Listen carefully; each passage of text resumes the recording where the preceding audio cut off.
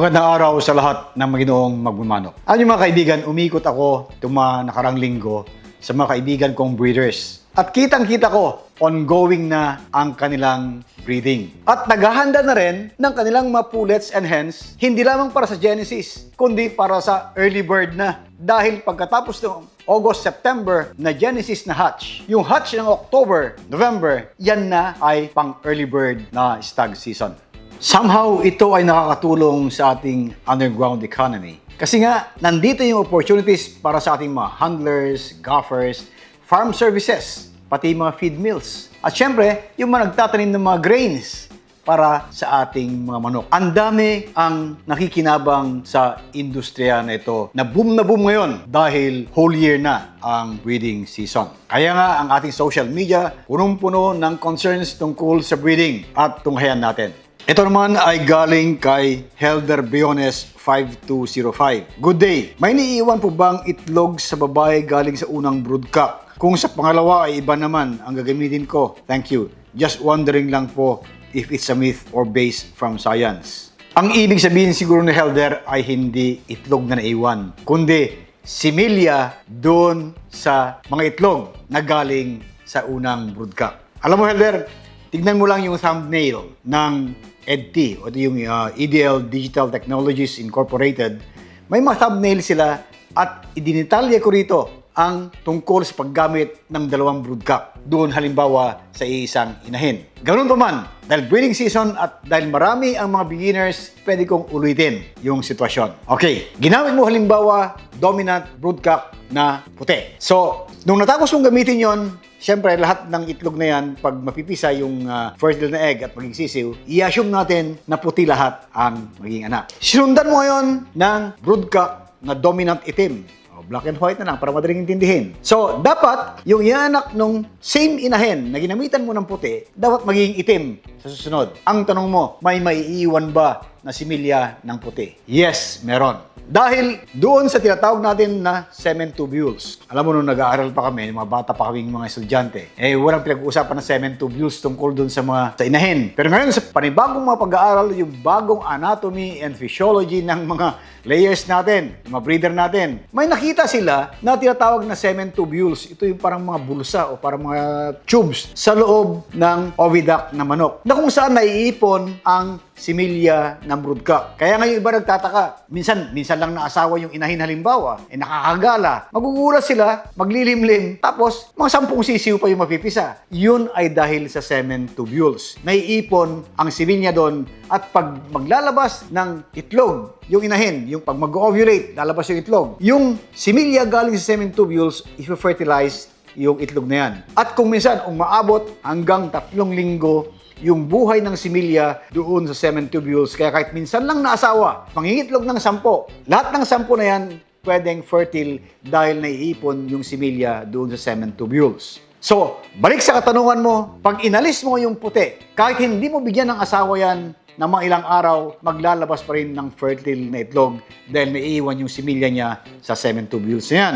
Ngayon, kung gusto mong gamitin yung itim, ilagay mo dun sa brood pen pero huwag mong alisin. Dahil syempre sa unang 2 hanggang pang-4 siguro, baka sakali puti pa yan. Pero pag inalis mo yung black na yan, babalik ulit yung puti na similya. Ang prinsipyo ng pagbababad ng black na broodcock na yan ay para yung semen tubules na yan ay matabunan yung puti na similya. Ang papatong ay yung similya galing doon sa itim. Ang prinsipyo ng pag-release ng similya galing sa semen tubules ang tinatawag na last in, first out. First in, last out. Ibig sabihin, dahil nakapatong na ng similya ng itim na broodcock doon sa puti, pag maglalabas ng itlog yung inahin, nag-ovulate, ang unang lalabas para mag-fertilize doon sa itlog ay galing sa itim. Kasi nga, last in, first out. Pero, pag inalis mo halimbawa yung itim at naubos na yung similya niya sa ibabaw at buhay pa yung similya nang galing sa puti, baka magugulat ka pagkatapos ng itim, may lalabas na naman na puting manok. Dahil nga sa anatomy and physiology ng inahin na nangingitlog.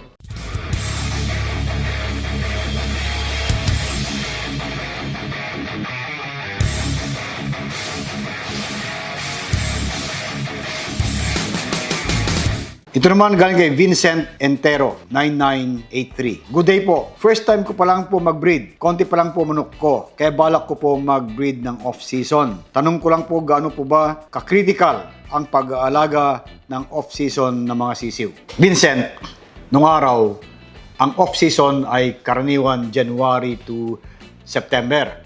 Dahil dyan ay yung manok, ibibreed pa lamang pagtapos na ang molting bandang October para tama-tama yung production mo ng sisiw doon sa mga stag derbies. Pero ngayon, dahil nagkaroon ng early bird, ngayon may genesis pa, wala nang off-season. Pero kung ang reference mo ay yung dating off-season, ito yung mabibreed mo ng summer. Tapos, i-extend mo siguro hanggang June. Kaya, ang mga sisiw mo ay lalaki panahon ng tag-ulan.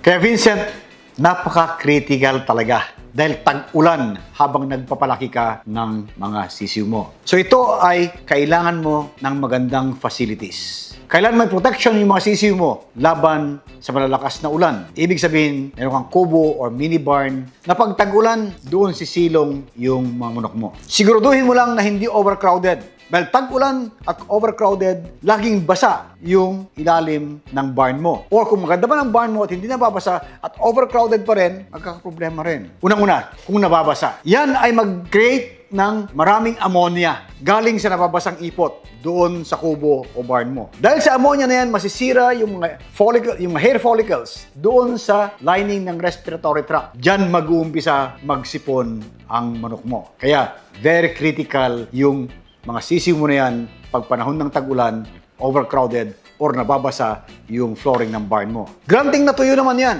Pag overcrowded din, magkakaroon ka rin ng maraming problema. Dahil pag overcrowded, pwedeng mag-umpisa ang cannibalism, magtutukaan yan. Kaya kung off-season, na gaya na binanggit na natin ang definition, mas mainam mag-breed ka lamang ng kaya ng iyong facilities. At sa lahat ng mga ito, lagi mong bantayan yung nutrition ng mga manok mo para malakas ang kanilang resistensya. Siyempre, i-balance mo yan sa disease prevention, management, dahil nga tag-ulan, mas mahirap mag-alaga ng mga sisiw. Ito naman kay Junel Sabuga A6910. Good day po. May manok ko ako na lalaki, kahit anong i-breed ko na inahin, hindi nangingitlog. Pero pag gumamit ako ng ibang male, nangingitlog. Tanong ko lang po, may ganyan bang klaseng male? Hindi nakakabuo ng itlog. Salamat po. Okay, Junel.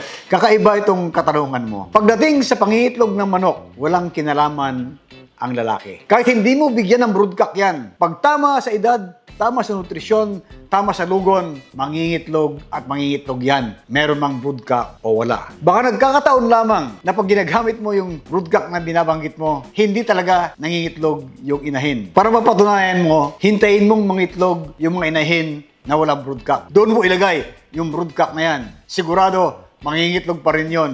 Kahit yung broodcock na sinasabi mo ay pag ipinares, hindi nangingitlog yung kasama niya sa pen. Pero pag nangingitlog yung inahin na yan, mangingitlog at mangingitlog kahit anong broodcock ang ilagay mo. Kasama na yung problematic broodcock na binabanggit mo. Mga kasawong, napaka-interesting ang ating industriya ngayon. Buhay na buhay dahil January to December, holy round na breeding na. Pero gaya ng lagi ko sinasabi, sa performance ng ating mga manok, pambreeding man o panlaban, health is always number one.